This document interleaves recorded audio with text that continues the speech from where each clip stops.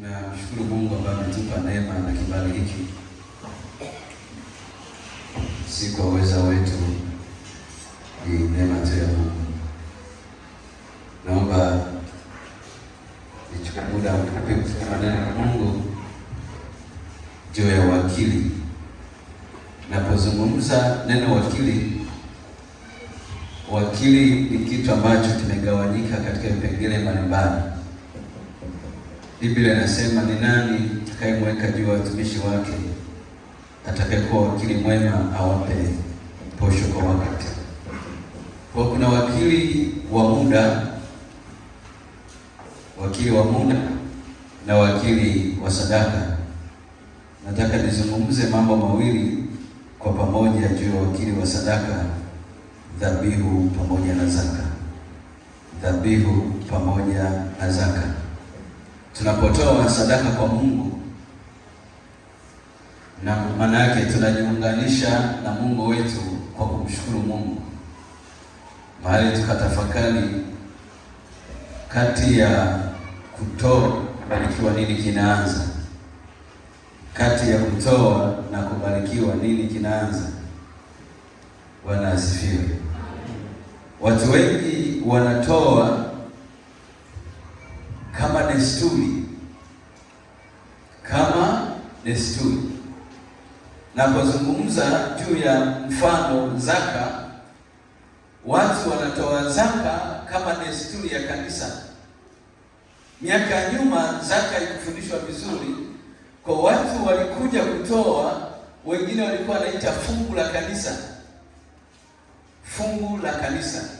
Wala ambao wamezaliwa mwaka 2000, ninyi mmezaliwa imeshaitwa zaka, sio fungu la kanisa. Lakini wale ambao wa zamani zile walikuwa wanaita fungu la kanisa, na kilipangwa kiwango. Kwa kama ni shilingi 1000 kwa mwezi, haijalishi mtu huyo anapata mshahara 100,000 kwa mwezi, fungu la kanisa lilikuwa ni shilingi 1000. Lakini kibiblia tunaposema fungu la 10, zaka ya fungu la 10 ya shilingi 100,000, wale wasomaji wa Biblia ni shilingi ngapi? 10,000. Kwa wale ambao walikuwa wanatoa shilingi 1000 kama fungu la kanisa, maana yake walikoseshwa, kuna mahali walikoseshwa. Sasa napozungumza, nataka nianze juu ya dhabihu. Kitabu kile cha Injili ya Marko Mtakatifu sura ya 12 mstari wa 41 unasema hivi. Injili ya Marko Mtakatifu sura ya 12 ile mstari wa 41 unasema, naye akaketi kuelekea sanduku la hazina. Tazama jinsi mkutano walivyotia mapesa katika sanduku, matajiri wengi wakatia mengi. Akaja mwanamke mmoja mjane maskini, akatia senti 2 kiasi cha nusu pesa. Akawaita wanafunzi wake, akawaambia, amini nawaambia, huyu mjane maskini ametia zaidi kuliko wote wanaotia katika sanduku la hazina. Maana hao wote wametia baadhi ya mali iliyowazidi, bali huyu ametia katika umaskini wake wote. Ametia vyote alivyokuwa navyo, ndiyo riziki yake yote pia. Eneo hili tunajua ilikuwa ni kusanyiko la ibada, kama ambavyo sisi tumekusanyika leo kwenye ibada hii, na sisi tumekuja na sadaka kama ishara ya kumshukuru Mungu. Sasa huyu mjane naye anaungana na wale matajiri ambao wamekuja kumshukuru Mungu kwenye lile sanduku, mahali ambapo sanduku lipo. Yesu yuko karibu na lile sanduku, maana yake anawatizama wale wote wanaotoa zile sadaka zao kuweka kwenye sanduku lile. Wakaja matajiri wakaweka. Sasa huyu maskini, ninasema akaweka kiasi cha nusu pesa. Kwa wakati ule maana yake ilikuwa ni pesa ndogo kuliko pesa zingine zote. Mfano tunaposema pesa ndogo hapa Tanzania kwa sasa ni shilingi 50, si ndio? Kwa maana yake mtu yule akaweka shilingi 50. Biblia inasema Yesu akasema huyu ameweka kuliko wote, maana yake wengine wameweka vya ziada. Kuna watu tunapoenda kwenye wakati wa uwakili tunatoa ziada. Kwenye kifurushi cha internet cha simu yako kwa wiki ni shilingi ngapi? Matumizi yale ya internet kwa wiki ni shilingi ngapi? 3,000, si ndio? Sasa kwa wiki internet shilingi 3,000, kupiga simu na nini, alafu unapokuja kwenye madhabahu ya Bwana unakuja na shilingi 500. Bwana asifiwe. Amen. Ile shilingi 1,000 imeandikwa pesa halali kwa malipo ya shilingi 1,000. Sisi tumesema sisi wenyewe pesa halali ya Kitanzania ni shilingi 1,000. Kwa ukiweka shilingi 500, sisi wenyewe tumeshasema shilingi 500 sio pesa halali. Kwa hata tukisema tunaiombea hii shilingi 500, maana shetani anajua mbona mnaombea visivyo vya halali. Wala ndio toa 500 kwenye ibada, naomba tunyoshe mikono. Hawapo. Ana shetani tunapoombea shilingi 500 anasema, ninyi mmeshasema hii sio pesa halali. Manake baadaye kuondoka, kuna watu wanapotoa sadaka, sisi tunapotoa sadaka tunataka tutoke na baraka za Bwana. Badala ya kuondoka na baraka za Bwana, wanaondoka na hasira ya Bwana. Hebu angalia kitabu cha Mwanzo sura ya 4. Alafu tutaingia kitabu cha Malaki sura ya 1. Mwanzo 4. Kitabu kile cha Mwanzo sura ya 4. Alafu tutaangalia Malaki sura ya 1. Biblia inasema ule mstari wa 3, Mwanzo 4.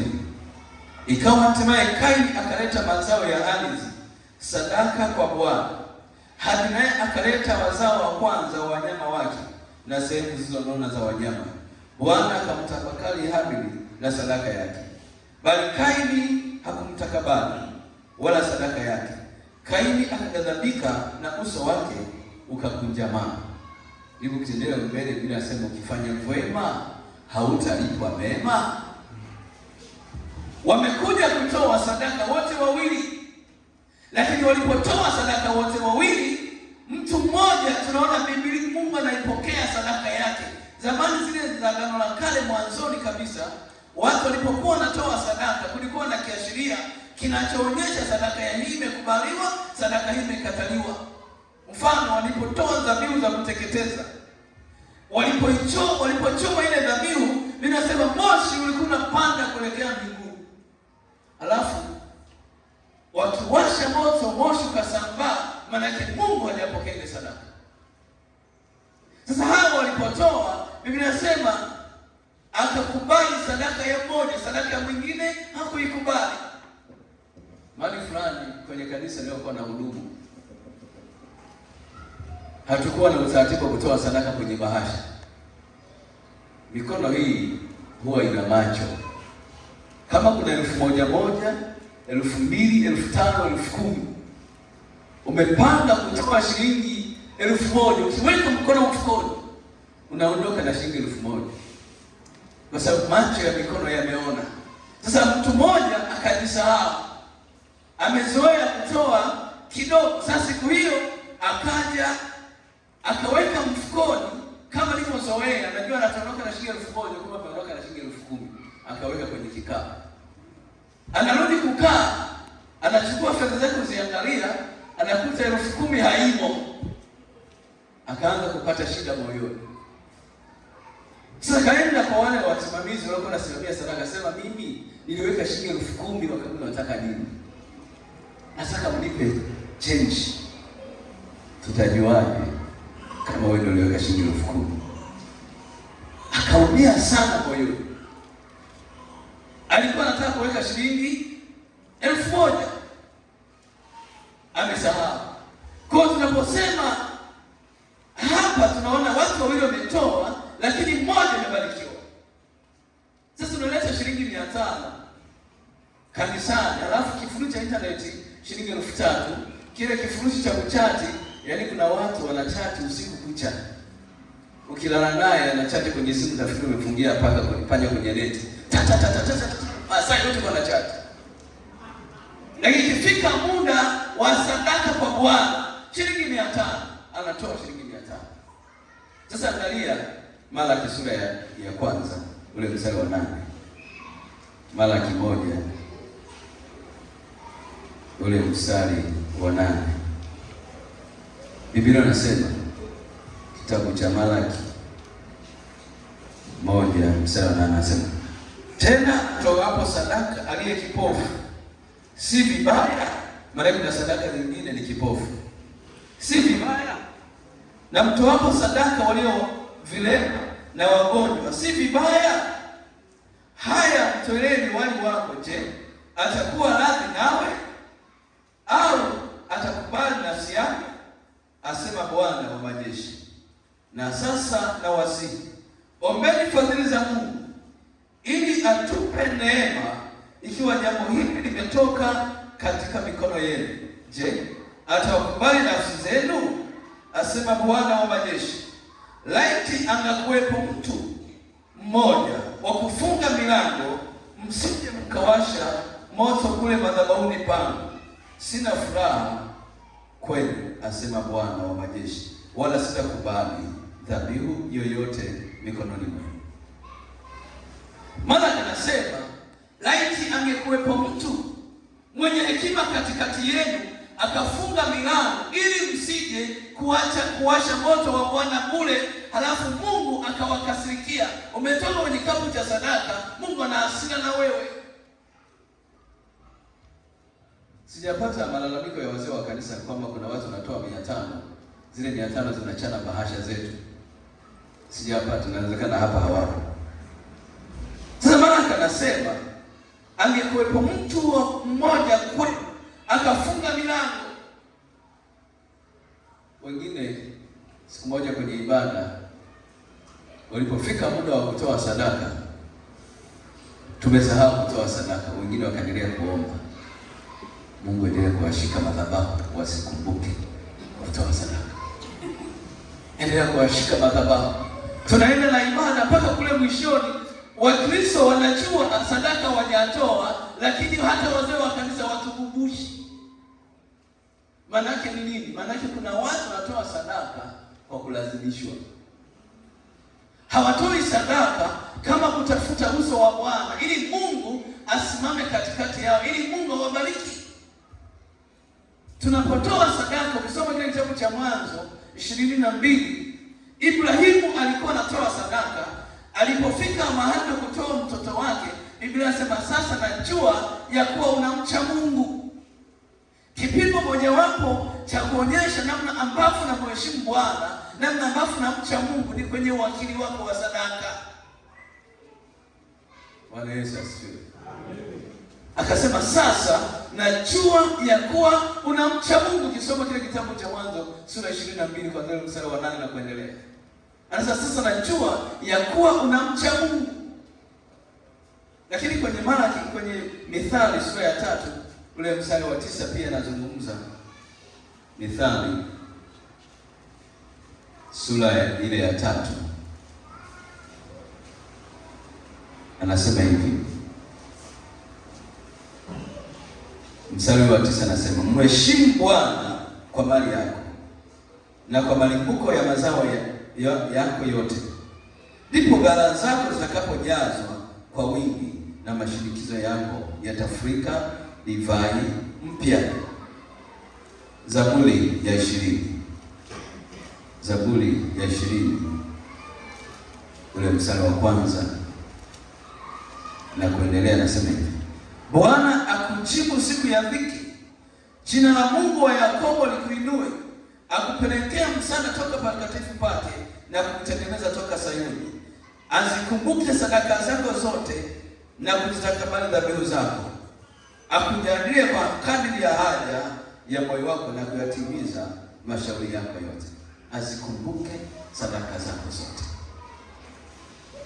Siku tunapokwenda mbinguni, ikitokea siku ya mwisho tunapoenda mbinguni, halafu tukafika mbinguni, kila mmoja akapewa sehemu yake.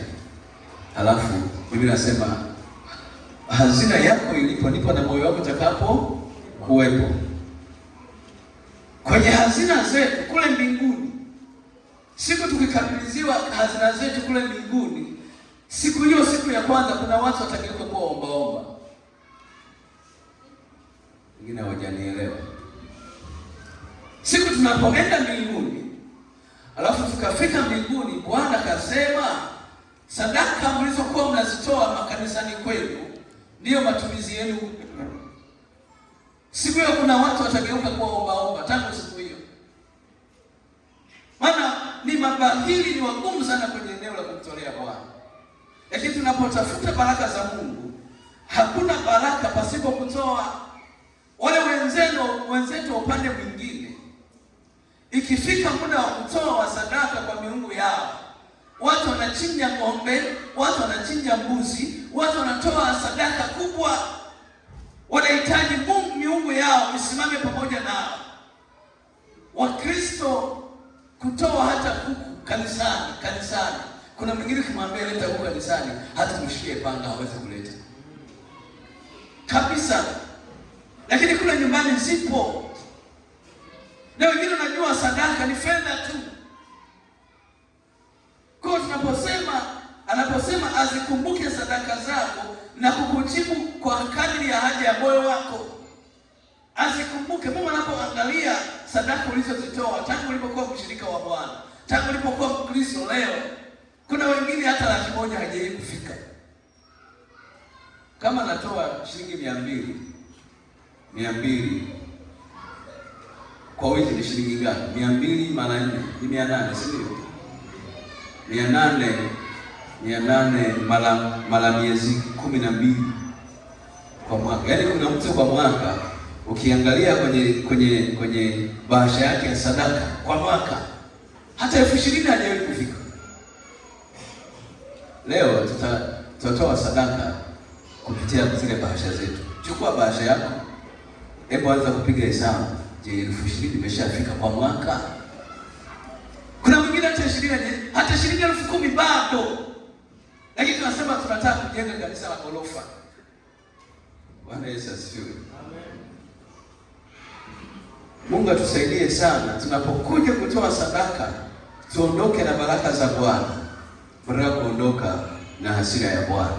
Bwana Yesu asifiwe. Amen. Hapo nimepita kidogo kwenye dhabihu. Kwenye zaka ile ambayo watu walizoea kama fungu la kanisa. Kama fungu la kanisa. Zaka ina mambo makuu matatu kwa mtu anayetoa.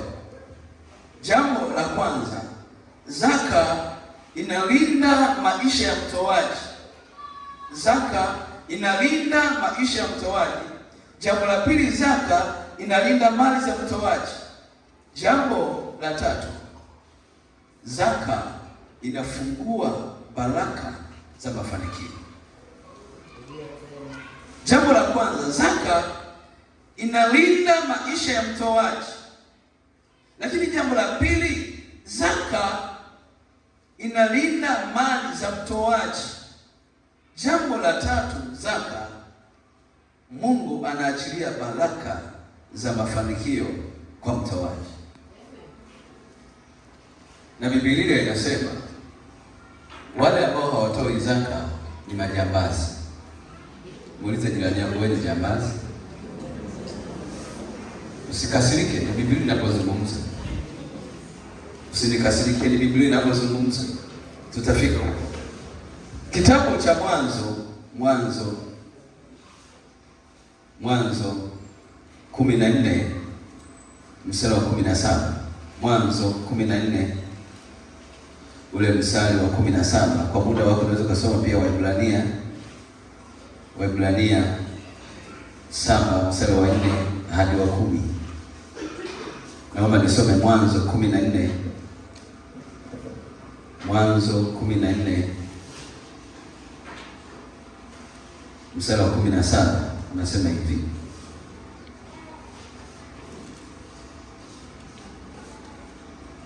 Mstari wa 17.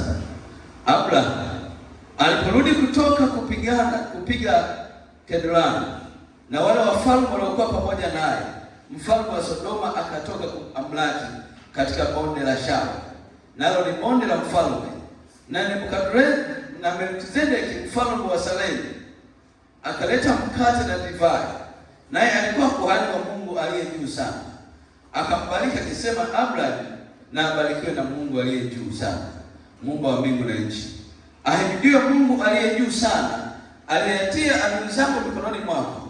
Abraham akampa fungu la 10 la vitu vyote.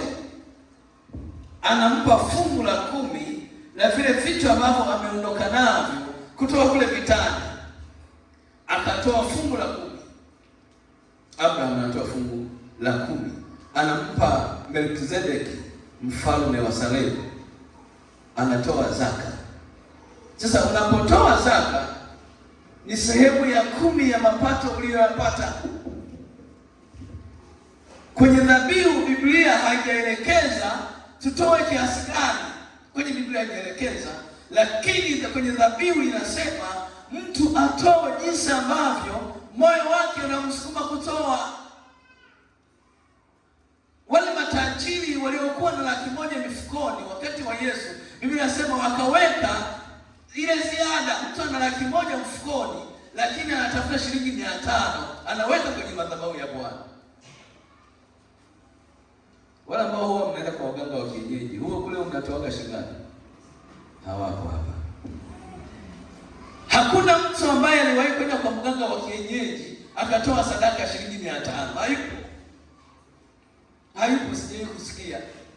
Wanaenda na ng'ombe, wanaenda na kuku, wanaenda na nini, vitu kama hivyo.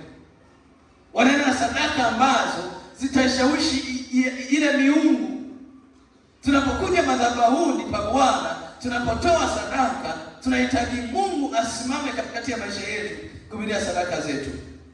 Sasa zaka ametoa maelekezo, ni fungu la 10 la mapato, ni sehemu ya 10. Wewe unapata shilingi 5,000, usipate shida kuleta shilingi 500. Kwa sababu zaka ya shilingi 5,000 ni shilingi 500. Ukipata shilingi 10,000, zaka ni shilingi 10,000.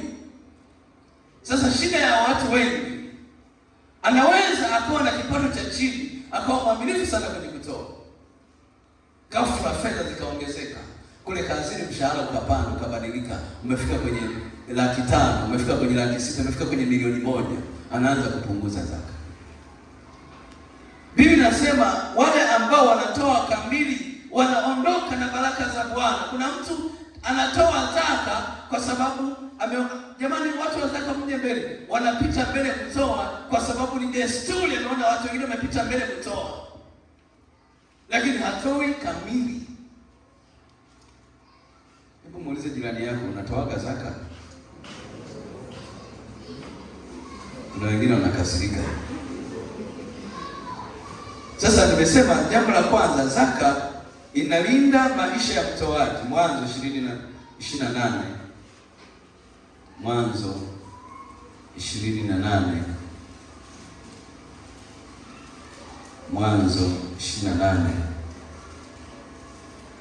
ule mstari wa 20, Biblia inasema Yakobo akaweka nadhiri akisema, Mungu ukiwa pamoja nami, akinilinda katika njia niendeayo na kunipa chakula nile na nguo nivae, nami nikirudi kwa amani nyumbani kwa baba yangu, ndipo Bwana atakuwa Mungu wangu, na jiwe hili nalo lisimamisha kama nguzo litakuwa nyumba ya Mungu, na katika kila utakalonipa hakika nitakutolea wewe sehemu ya 10. Ukisoma Biblia vizuri kule mwanzoni mwa sura ile ya 27, unaona Yakobo mahali hapa anamkimbia ndugu yake Esau baada ya kuwa amechukua haki yake ya uzaliwa wa kwanza kwa hila. Biblia inasema baba yake Isaka alitaka kumbariki Esau, halafu mama yake akasikia, mama yao wale watoto akasikia, na kwa sababu alikuwa anampenda Yakobo kuliko Esau, pengine akamwambia Yakobo aende kwa baba yake, akachukua ile haki ya uzaliwa wa kwanza. Alipochukua Esau, Biblia inasema akasirika, akapanga mpango wa kumuua. Alipopanga mpango wa kumuua, tunaona sasa hapa Yakobo anamkimbia ndugu yake, anasema, Bwana, ikiwa utanilinda nikaenda katika hii njia yenye hatari nyingi, yenye shida nyingi sana, ukinilinda Bwana, nikirudi kwa amani, nitakutolea sehemu ya 10. Anaweka nadhiri. Kuna watu waliweka nadhiri zao, ya kwamba Mungu kinisaidia nikapata kazi ya kufanya, nitaleta sehemu ya 10 madhabahuni, nitakuwa natoa zaka, nitakuwa nafanya nini. Lakini ghafla Mungu amewapa cha kufanya, wamesahau. Kule barabarani, fanya utafiti, au kule masokoni, unakuta mtu anauza karanga, kwenye kopo lile la kuwekea fedha ameweka mkaa au ameweka ndolele. Nani aliyekwambia ndolele ndio kukinga na chuma ulete? Nani aliyekwambia kwamba mkaa ukiweka kwenye chombo chako kile cha kutunzia fedha, chuma ulete haitafika? Nani aliyekwambia? Wanaweka hiyo kama ulinzi. Unapotoa zaka, Biblia inasema, akasema Mungu, ukiwa ukinilinda katika njia niendeayo, nitatoa sehemu ya 10. Kuna watu hawatoi zaka kanisani kwao, lakini kila ikifika ukipokea fedha, Mungu analeta magonjwa kwenye familia, anapeleka mtoto hospitali, alafu ile daktari anaenda kutoa zaka kanisani kwao. Unajikuta tumetoa kwenye kanisa lingine bila kujua. Unapokea fedha, tatizo linatokea. Halafu ile fedha unaichukua unaenda kwenye kama ni matibabu na nini, halafu ile bwana anayepokea anapeleka zaka kwenye madhabahu yao. Kwa zaka, jambo la kwanza, inalinda maisha ya mtoaji. Na jambo la pili, nimesema zaka inalinda mali za mtoaji. Malaki sura ya 3. Malaki 3. Malaki sura ya 3 mstari wa 11 na ule wa 12. Biblia inasema, Malaki 3:11 na 12 inasema, nami kwa ajili yenu nitamkemea yeye alaye, wala hata haribu mazao ya ardhi yenu, wala mzabibu wenu utapukutisha matunda yake kabla ya wakati wake katika mashamba, asema Bwana wa majeshi. Na mataifa yote wataiteni heri, maana mtakuwa nchi ya kupendeza sana, asema Bwana wa majeshi. Kuna watu ni wataalamu sana. Umelima mazao shambani, wanaweza wakaiba mazao bado hujayavuna shambani. Lakini unapotoa zaka au unapotoa sadaka ya malimbuko kwenye yale mazao ya shamba lako, maana unahitaji Mungu asimame kama mlinzi. Anasema, unapotoa anasema, hata nami kwa ajili yenu nitamkemea yeye alaye. Atamkemea adui anayeweza kufuatilia, atamkemea adui ambaye atafuatilia. Kila ukipata fedha, watoto wasiugue. Kila ukipata fedha zako uitolee fungu la 10 ile fedha yako. Sasa kama zaka, tuna maelekezo ya Bwana. Kwa nini tunatoa kinyume? Ndio maana nikasema wale waliotufundisha kuleta kama fungu la kanisa, kuna mahali walitukosesha. Manake zaka unaleta sehemu ya 10 ya kila ambacho umekipata. Mungu ili aachilie baraka katika maisha yetu, ili Mungu aachilie ulinzi kwenye kazi za mikono yetu, ni lazima tulete zaka. Na jambo la 3 nasema, Mungu ataachilia mafanikio kwa mtoaji. Malaki hiyo mstari wa 9 na 10 anasema, leteni zaka kamili ghalani, ili kiwemo chakula katika nyumba yangu, mkajaribu kwa njia hiyo, asema Bwana wa majeshi, mjue kama sitawafungulia madirisha ya mbinguni na kumwagia baraka, hata isiwepo nafasi ya kutosha au la. Anasema leteni zaka kamili ghalani. Kamili, anapotumia neno kamili, maana yake leta zaka ile ambayo inastahili. Anasema mkanijaribu kwa njia hiyo, muone kama sitawafungulia madirisha ya mbinguni. Miaka ya nyuma nilipata nafasi ya kwenda kusoma chuo cha Biblia hapo kwenye chuo chetu cha Nyakato, lakini moyoni sikusikia msukumo wa moyo kunituma kwenda Nyakato. Mchungaji wangu kanishawishi sana kwenda Nyakato kusoma, nikasema hapana, nataka kwenda kusoma chuo kingine. Akasema fedha hazipo. Kama unakwenda huko, basi utajua utakwenda kusoma kwa njia gani. Lakini niliposoma mstari huu pale kanisani kwetu, tulipokuwa tunatoa zaka, unapewa na risiti. Sasa siku moja niko ndani naanza kuhesabu zile risiti ambazo nimepewa kanisani. Nikaona nimeshatoa hela nyingi sana. Nikasikia moyoni msumu unaniambia, sasa zimetosha. Bwana Yesu asifiwe. Sasa zimetosha. Kwa Jumapili walipoita watu wenye zaka kwenda kutoa, nikakausha kanisani, nikatulia tu kwenye kiti, nikatulia, nikakauka kabisa. Lakini ilikuwa ni desturi yangu kila Jumapili napeleka, kwa sababu nilikuwa nafanya kazi ya biashara. Kwa hiyo nilikuwa najua kwenye biashara yangu, ninajua faida ninayoipata. Unapofanya biashara, mfano biashara ya duka, ukiuza shilingi 100,000, faida ni shilingi 10,000. Ukiuza 100,000. Kwa hiyo nilikuwa naangalia, nikiuza 100,000, faida yake ni shilingi 10,000. Kwa hiyo hii 10,000 naitolea zaka. Nachukua shilingi 1,000 naweka pembeni. 1,000 naweka pembeni, 1,000 naweka pembeni. Ikifika Jumapili na kuja nazo kanisani. Sasa nilipoona zimekuwa nyingi, nikasema sasa imetosha. Bwana Yesu asifiwe. Sasa imetosha. Kuna watu walikuwa wanatoa zaka zamani, lakini leo wamesema sasa imetosha. Sijajua kama umepiga hesabu kuona zimekuwa nyingi. Sasa niliposoma msema kusema, leteni zaka kamili ghalani, ili kiwemo chakula katika nyumba yangu, mkanijaribu kwa njia hiyo, asema Bwana. Nikasema kumbe naweza kwenda kusoma chuo ninachokitaka kwa sababu namtolea Mungu zaka. Nilijaribu Bwana. Kwa nikarudi tena, nikaanza kutoa. Siku moja nikapata mtu ananiambia, sasa kama una mpango wa kwenda kusoma, mimi nitakulipia ada. Bwana asifiwe. Lakini Mungu amefungua mlango baada ya mimi kujua. Niliposema mkanijaribu kwa njia hiyo, kwa nikamjaribu Bwana, alafu Mungu akanifungulia mlango. Nikaenda kusoma chuo mwaka wa kwanza wa uinjilisti huko Arusha. Sijatoa hata shilingi 100. Yule bwana analipa ada, analipa hela ya matumizi kila mwezi, analipa. Nikamaliza mwaka wa kwanza wa uinjilisti, nikarudi. Akaniita akaniambia, Bwana, ulipoenda kusoma nimemshangaa Mungu sana. Nimepata mafanikio makubwa. Sasa naomba nikushawishi, kama unaweza kwenda kusoma na uchungaji uende, mimi nitakulipia tena. Kwa nini? Aliona mafanikio, aliona baraka za Bwana zilipomiminika kwenye maisha yake. Anatoa zaka faida yake kwa ajili ya kumsomesha mtumishi wake. Sasa nikamwambia sawa, jambo hilo linawezekana. Kwa nilipoenda kusoma tena mwaka wa kwanza wa uchungaji, hata faida yangu ofisini halikuwepo. Hata jina langu halikupelekwa. Maana pengine sikuenda kwa kanuni waliokuwa naitaka.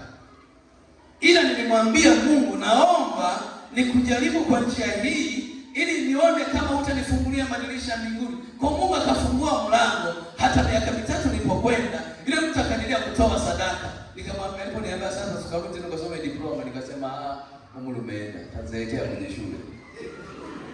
Bwana asifiwe. Lakini nataka ile endelee kutoa sadaka yake kwa ajili ya kumsomesha mtumishi ili aendelee kupokea baraka za Bwana. Sikujua alipokea kiasi gani, lakini alikuwa ananishawishi, nenda ukasome tena. Bwana Yesu asifiwe. Amen. Sasa nimesema mtu asiyetoa zaka ni mwizi. Nilipotamka mwizi, niona wengine wameniangalia kwa hasira. Maana sura ya 3 mstari wa 8 nasema hivi, je, mwanadamu atamwibia Mungu? Lakini ninyi mmeniibia mimi. Lakini ninyi mwasema, tumekuibia kwa namna gani? Mmeniibia zaka na dhabihu. Ule mstari wa 9 unasema ndio usemaji wa Biblia. Mstari wa 9. Mimi nimesema mwanadamu atamwibia Mungu, lakini ninyi mnaniibia. Lakini mimi mwasema, tumekuibia kwa namna gani? Mmeniibia zaka na dhabihu. Mstari wa 9 unasemaje?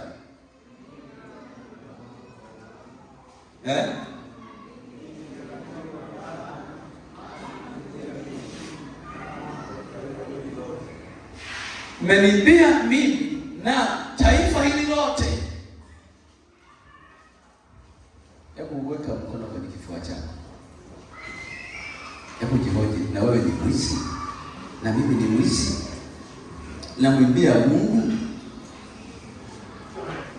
Maana yake kama tungekuwa wote tuna nia moja kwamba tunataka wote tunatoa sehemu ya 10. Nienda mahali fulani, watu 180 wanasali kwenye ibada huko maeneo ya Tabora huko Kilimanjaro. Watu 180 kwenye ibada walikuwepo Jumapili, sadaka zao 14,200. 14,200, watu 180. Nikamuuliza pastor kwa wakati niko mwinjilisti, hivi inawezekanaje watu 180 sadaka iwe 14,200? Nikamwambia labda wazee wa kanisa wanapohesabu sadaka wanaziiba. Hapo naongea na nani? Na pastor. Labda wanaziiba, maana hawatumii bahasha, labda wanaziiba. Akasema na mimi sijui. Nikamwambia sasa, ninaomba leo wanapotoa sadaka tusimame kwenye kile kikapu cha sadaka tuone wanavyotoa. Bwana asifiwe. Kwa akasema sawa, neno kasimama. Na mimi nikaenda nikasimama. Akaja mama mmoja akaweka shilingi 200 kwenye kikapu, akachukua shilingi 100. Akampelekea mtoto wake shilingi 100. Alafu mtoto wake naye akaja kuna ile shilingi 100 kwenye kikapu, akaweka, akachukua 50 akampelekea mdogo wake. 200 sadaka, familia nzima wote wametoa. Nikasema pastor, wazee wa kanisa hawaibi. Nimegundua wizi unatokea wapi? Shilingi 100, watu 14, watu 10,000, watu 180. Sasa hapo nasema, je, mwanadamu atamwibia Mungu? Lakini ninyi mnaniambia mimi zaka na dhabihu. Hebu naomba, leo ni Jumapili, punguza matumizi yako ya internet kwenye simu yako, matumizi yako ya vocha. Alafu tenga kila nikipata fedha itolee zaka, weka pembeni. Jumapili leta zaka yako. Jaribu kufanya hivyo mara nyingi, mara kadhaa. Ukimjaribu Bwana, unapokuja kwenye madhabahu unamwambia amesema tukujaribu. Mahali pengine vinasema amesema msimjaribu Bwana Mungu wenu, amekataa kumjaribu. Lakini kwenye eneo la fungu la 10 anasema mkanijaribu muone kama sitawafungulia madirisha ya mbinguni. Yamkini kuna changamoto zingine tunazipitia kwenye maisha yetu. Kwa sababu gani? Kuna namna ambapo tumetengana na Bwana, kuna namna ambapo Mungu ametukasirikia. Hata tunapokuja kutoa, bila sema mmekapo sadaka aliye kilema, aliye kipofu. Kumbe kuna sadaka zingine ni vilema, kuna zingine ni vipofu. Anasema mjaribu kwa njia hiyo. Na ni dhambi kubwa kama dhambi zingine kula zaka. Angalia Kumbukumbu la Torati 12. Kumbukumbu la Torati sura ya 12. Ni dhambi kama dhambi zingine kula sadaka ya fungu la 10. Kumbukumbu la Torati sura ya 12 ule mstari wa 17. Kumbukumbu la Torati sura ya 12 mstari wa 17 anasema hivi: usile ndani ya malango yako zaka, usile ndani ya malango yako zaka ya nafaka zako, wala yako, wala mafuta, wala wazaliwa wa kwanza wa makundi yako ya ng'ombe. Sasa hapa tukisema mlete ng'ombe, sasa inaweza kuwa ni changamoto kubwa sana. Bwana asifiwe. Amen. Waisraeli wao walipokuwa na ng'ombe walikuwa na hesabu. Anasimama mlangoni mmiliki wa ile mifugo, alafu zinapotoka anahesabu ng'ombe wa kwanza, ng'ombe wa pili, ng'ombe wa tatu, ng'ombe wa nne. Ikifika ng'ombe wa 10 anaandika hii ni zaka kwa Bwana. Hivyo hata kama na ng'ombe miangapi, ng'ombe ya 10 ni zaka kwa Bwana. Na alikuwa analeta ile sadaka ya ng'ombe. Sijajua wala ambao ni wenyeji wa kanisa hili, labda kina mzee Bitunga na mzee Sharitieli wanaweza kutukumbusha. Hivi kuna mtu alishaye kuleta mbuzi hapa kanisani au ng'ombe? Umeshaleta siku za nyuma, ila sio sasa. Leo kuna mtu hata sadaka ya Pasaka hajatoa, shukrani ya Pasaka hajatoa, lakini pale nyumbani kuna mayai, kuna kuku, kuna nini, lakini anasema sina cha kutoa kwa ajili ya Pasaka. Hajatoa, wako hapa. Na kama tungekuwa tunatoa wote, tunasema okay, mimi sina fedha, lakini ninapokapata huyu kuku, sina fedha, nitakwenda porini, nitaleta kuni, nitatoa sadaka, atatoa sadaka kanisani. Kwa maana yake sadaka, tunaposema sadaka sio fedha tu peke yake. Kwa anasema usile zaka ndani ya malango yako.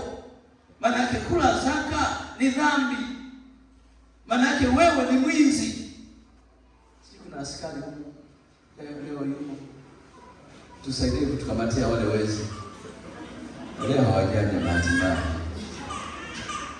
Hatuhitaji kumwimbia Bwana, lakini kama tunataka tuone baraka za Mungu na Mungu akifungua mafanikio kwenye kazi ya mikono yetu, ni lazima tuweke agano na kumtolea Bwana.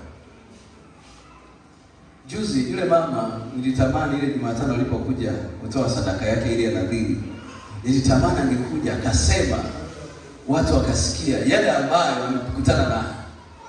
Alafu ghafla anasemeshwa kwenye ndoto. Mlitengeneza picha nzuri ya kanisa hilo, na wale ambao walichukua ile mfurushi mkawapa picha ya kanisa. Kuna mahali huwa nikienda kule kwenye mizunguko yetu ya injilisti, unakuta wameweka hapa, anasema nilitoa sadaka ya nguzo na picha hiyo nilipewa. Sasa mama anasema ile picha kwenye ndoto imekuwa ikimjia. Alafu ndipo akakumbuka kwamba okay, kuna nadhiri niliweka mahali inadai kutenguliwa. Hebu malizia Mhubiri sura ya 5, nimalizia hapo. Anasema kuna nadhiri niliweka mahali inahitaji kutenguliwa. Kwa anasema nimekuja kwenye madhabahu ile nilipoweka nadhiri, mniombee ili Mungu akanifungulie milango ya mafanikio. Akatoa sadaka yake, tukapata nafasi ya kuomba pamoja naye. Sasa nasema ili na wewe kumbuke, inawezekana kuna mahali kuna nadhiri ipo ambao umeshaweka mahali ambapo hujaitengua. Anasema hivi Mhubiri sura ya 5, kwa muda wako unaweza kusoma kuanzia mstari wa 4. Mimi naomba nianzie mstari wa 5. Anasema ni afadhali usiweke nadhiri kuliko kuiweka usiondoe. Usiache kinywa chako kuukosesha mwili wako, wala usiseme mbele ya huyo malaika ya kwamba nimepitiliwa. Kwa nini Mungu akukasirikie sauti yako na kuharibu kazi ya mikono yako? Kwa nini Mungu akukasirikie sauti yako na kuharibu kazi ya mikono yako? Kuna vitu haviendi sawa leo na unajua chanzo kiko wapi. Maana kama ni kuomba unaomba, maana kama ni kufunga unafunga, lakini kuna mahali ulishaweka nadhiri. Ulishasema Mungu kinisaidia nikajifungua salama huyu mtoto, nitamtoa kwenye madhabahu yako, nitatoa sadaka, nitakushukuru Bwana. Ukimsaidia mwanangu akimaliza mtihani wa kidato cha 4 akafaulu vizuri, nitaleta sadaka ya shukrani kwa Bwana. Mwana akapata division 1, akapata division 2, ukasahau. Kuna watu leo wanatembea wanazunguka kwenye maofisi mbalimbali na vyeti vyao, wanatafuta ajira hawapati. Kwa nini? Kwa sababu kuna nadhiri ilitolewa mahali haikutenguliwa. Mwingine anasema Mungu kinisaidia nikapata kazi, mshahara wangu wa kwanza nitatoa kwenye madhabahu yangu kama malimbuko. Alafu akapata mshahara wa kwanza akaenda kununua smartphone. Alafu ghafla ikafika watu wanapunguzwa kazini na wewe jina lako likatokea. Bwana asifiwe. Mungu atusaidie wana wa Mungu ili tukumbuke ni wapi tumemkosea Mungu. Kwenye sadaka zetu tunapotoa sadaka, kwa nini hatuoni baraka za Bwana? Kwa nini hatuoni mafanikio?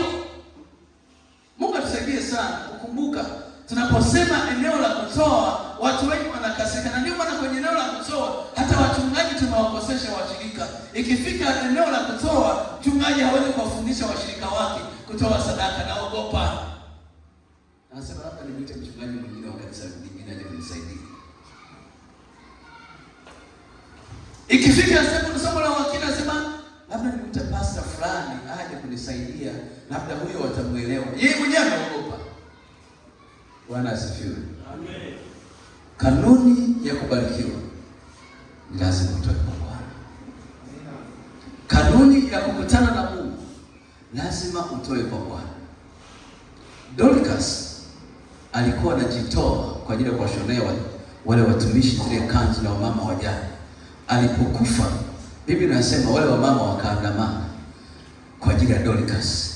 Mungu akamrudisha hai Dorcas. Ukisoma kwenye Hezekia sura ya 38, Hezekia alipogeuka akamwambia Mungu, kumbuka, hivi una kitu gani cha kumkumbusha Bwana? Naomba tusimame. Una kitu gani cha kumkumbusha Bwana? Kwamba Mungu, pamoja na changamoto hizi zinazopita, Mungu naomba ukumbuke. Kumbuka dhabihu zangu, kumbuka zaka zangu, kumbuka namna ambavyo najitoa kwako, namna ambavyo nakutumikia pamoja na mali zangu zote. Kila ukinipa sadaka naleta fungu la 10. Kila ukinipa fedha natenga sadaka ya fungu la 10. Kuna watu hawana majukumu ya kufanya, hawana kazi ya kufanya.